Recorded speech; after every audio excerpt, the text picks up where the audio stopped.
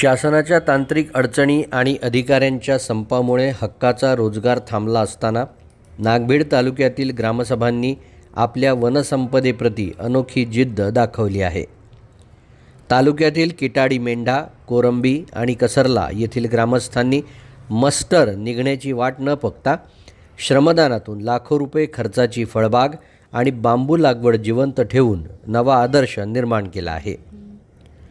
किटाडी मेंढा ग्रामसभेला नरेगाची nodal agency म्हणून मान्यता मिळाल्यानंतर जून 2025 मध्ये सामूहिक वनहक्क क्षेत्रात 2800 कलमी आंबा, चिकू, सीताफळ आणि लिंबाच्या रोपांची लागवड करण्यात आली। मात्र जानेवारी 2026 मध्ये तहसीलदारांची बदली आणि पाठोपाठ 23 जानेवारीपासून तांत्रिक अधिकाऱ्यांच्या सुरू झालेल्या संपामुळे मस्टर प्रक्रिया ठप्प झाली। हक्काची मजुरी बंद झाल्यानं ऐन उन्हाळ्यात झाडे कोलमडण्याची भीती निर्माण झाली होती। अशा कठीण प्रसंगी ग्रामसभेनं तातडीची बैठक घेऊन प्रत्येक कुटुंबानं दररोज सकाळी 2 गुंड पाणी झाडांना द्यावं असा ऐतिहासिक ठराव केला। गेल्या 1 महिन्यापासून गावातील प्रत्येक कुटुंब नित्यनियमानं श्रमदानातून झाडांचं संगोपन करत आहेत। ग्रामसभेच्या या सामूहिक प्रयत्नामुळे आज ही फळबाग बहरली आहे। ग्रामसभा केवळ हक्कच मागत नाही तर जंगलाचं संवर्धन आणि संरक्षण समर्थपणे करू शकते, हे या ग्रामस्थांनी आपल्या कृतीतून सिद्ध केलं आहे।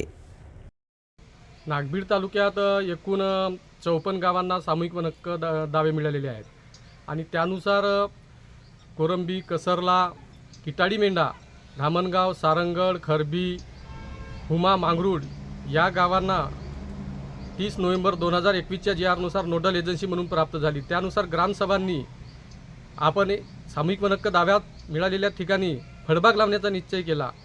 त्यानुसार त्यांनी पोर्टलवर गावे आणली। पोर्टलवर गावे आणल्यानंतर त्यांनी तहसील कार्यालयामध्ये पंचायत समितीमध्ये इस्टिमेट बनविले। इस्टिमेट बनवताना त्यांनी 2800 अशी रोपांची इस्टिमेट बनली, परंतु रोपे घेण्यासाठी पैसा नाही म्हणून गावकऱ्यांनी ग्रामसभा घेऊन गावातून वर्गणी काढून त्यांनी लाखो रुपये जमा करून प्रत्येक गावानी कलमी रोपे घेतली।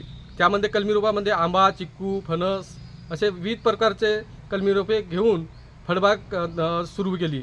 ही फळबाग जून 2025 मध्ये सुरुवात झाली।